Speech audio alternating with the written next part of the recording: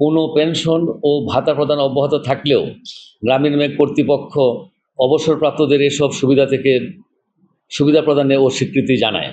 অবসরপ্রাপ্তরা বিভিন্নভাবে যোগাযোগ করলেও রায় বাস্তবায়নে এখনও কোনো দৃশ্যমান অগ্রগতি দেখা যাচ্ছে না। সরকার ঘোষিত সকল সুযোগ সুবিধা গ্রামীণ ব্যাংকে কর্মরত ও অবসরপ্রাপ্ত সকল কর্মচারীদেরই প্রাপ্য, কিন্তু গ্রামীণ ব্যাংক কর্তৃপক্ষ দীর্ঘদিন যাবৎ এই প্রতিষ্ঠানের অবসরপ্রাপ্ত কর্মচারীদের প্রাপ্য পূর্ণ পেনশন ও বিভিন্ন ভাতা প্রদান থেকে বঞ্চিত করে রেখেছে। অবসরপ্রাপ্ত কর্মচারীরা আন্দোলন চালিয়ে গেলেও কোনো ফল হয়নি। অবশেষে এ ব্যাপারে সংক্ষুব্ধ কর্মীরা মহামান্য হাইকোর্টে রিট দাখিল করলে মহামান্য আদালত কর্মচারীদের পাওনা পূর্ণ পেনশন ও বিভিন্ন ভাতা প্রদানের পক্ষে রায় প্রদান করেন। আমরা অবসরপ্রাপ্তরা রায় বাস্তবায়নের জন্য ব্যাংক কর্তৃপক্ষের সাথে বারবার যোগাযোগ করলেও কর্তৃপক্ষ এতে কোনো সাড়া দিচ্ছে না। তাই আমরা কর্তৃপক্ষকে অবিলম্বে অন্যান্য প্রতিষ্ঠানের মতো গ্রামীণ ব্যাংকের কর্মীদের ন্যায্য পাওনা পরিশোধের জন্য আপনাদের মাধ্যমে পুনরায় আহ্বান জানাচ্ছি। উল্লেখ্য, অবসরপ্রাপ্তদের আর্থিক সহায়তা প্রদানের লক্ষ্যে সরকার বিভিন্ন সময়ে কিছু পদক্ষেপ গ্রহণ করে থাকে। এরূপ একটি উদ্যোগ হিসেবে অর্থ মন্ত্রণালয় 2004 সালের 8 জুলাই এক সার্কুলারের মাধ্যমে সরকারি, আধা সরকারি, সংবিধিবদ্ধ ব্যাংক, আর্থিক প্রতিষ্ঠান, স্বায়ত্তশাসিত সংস্থার কর্মচারী এবং সশস্ত্র বাহিনীর সদস্যদের যারা শতভাগ পেনশন সুবিধা ত্যাগ করেছেন তাদের উৎসব ভাতা ও চিকিৎসা ভাতা প্রদানের সিদ্ধান্ত নেয়। পরবর্তীতে 2016 সালের 1 ফেব্রুয়ারি বাংলা নববর্ষ ভাতা প্রদানের জন্য আরেকটি সার্কুলার হয়। অন্যদিকে 2018 সালের 10 অক্টোবর অপর একটি সার্কুলারে শতভাগ পেনশন সমর্পণ করার তারিখ থেকে 15 বছর অতিবাহিত হওয়ার পর অবসরপ্রাপ্ত কর্মচারীদের পূর্ণ পেনশন প্রদানের নির্দেশনা দেওয়া হয়।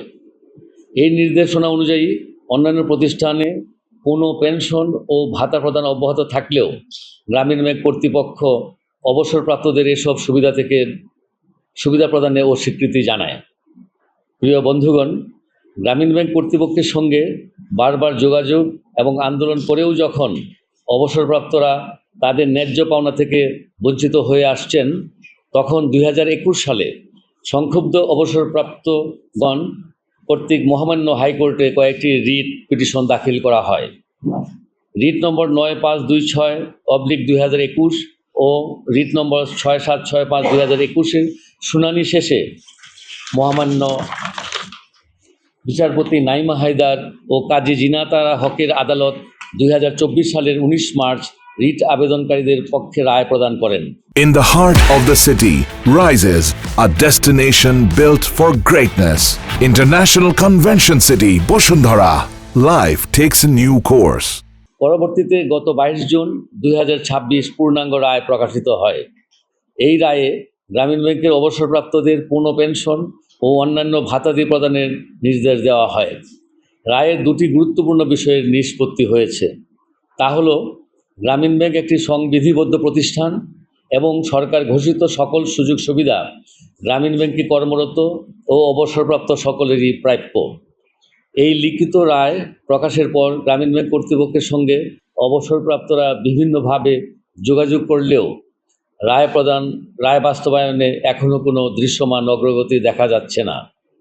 বরং তারা রায় বাস্তবায়ন না করতে এখনও নানাভাবে গড়িমসি করে যাচ্ছে। প্রিয় ভাই ও বোনেরা, হাজার হাজার কর্মীর নিরলস শ্রম ও মেধার ফসল আজকের এই গ্রামীণ ব্যাংক।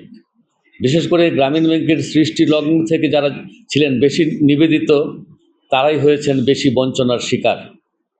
1994 সালে স্বেচ্ছা অবসর নামে একটি সার্কুলার জারি করে কিছু সংখ্যক কর্মচারী স্বেচ্ছায় অবসরে গেলেও অধিকাংশ কর্মচারীকে সুকৌশলে অবসরে যেতে বাধ্য করা হয়। এতে তৎকালে 4-5 বছরের মধ্যে বিদায় হওয়া প্রায় 8000 কর্মীর জীবন দুর্বিষহ হয়ে ওঠে। তারা বেকারত্বের অভিশাপে জর্জরিত হয়ে ওঠেন। পরবর্তীতে আরও প্রায় 6000 কর্মচারীকে নির্ধারিত কর্মজীবন পূর্ণ হওয়ার পূর্বেই গ্রামীণ ব্যাংক থেকে অবসরে যেতে বাধ্য করা হয়। ফলে সব মিলিয়ে প্রায় 14,000 কর্মীর পরিবার অনিশ্চয়তার মধ্যে নিপতিত হয়। অথচ যথাসময়ে সরকার প্রদত্ত পুনঃপেনশন ও বিভিন্ন ভাতা পেলে অবসরপ্রাপ্তরা কিছুটা হলেও স্বস্তিতে জীবন নির্বাহ করতে পারতেন। আর তা না পেয়ে ন্যায্য অধিকার পাওয়ার জন্য দীর্ঘদিন যাবৎ তাদেরকে আইনি লড়াই চালিয়ে যেতে হয়েছে। অথচ একই ধরনের অন্যান্য প্রতিষ্ঠানের অবসরপ্রাপ্তরা সরকারি বিধি মোতাবেক যথারীতি সকল সুযোগ সুবিধা পেয়ে আসছেন। প্রিয় সাংবাদিকবৃন্দ, শতভাগ পেনশন সমর্পণকারী কর্মকর্তা কর্মচারীদের 15 বছর পর পুনঃপেনশন প্রদান ও বিভিন্ন ভাতা প্রদানের সার্কুলার নিঃসন্দেহে সরকারের একটি যুগান্তকারী পদক্ষেপ। এই সার্কুলারের মাধ্যমেই অন্যান্য প্রতিষ্ঠানের অবসরপ্রাপ্তরা সুযোগ সুবিধা পাচ্ছেন।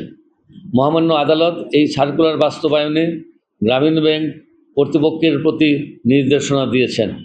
আমরা চাই অতি দ্রুত এই রায় বাস্তবায়ন হোক।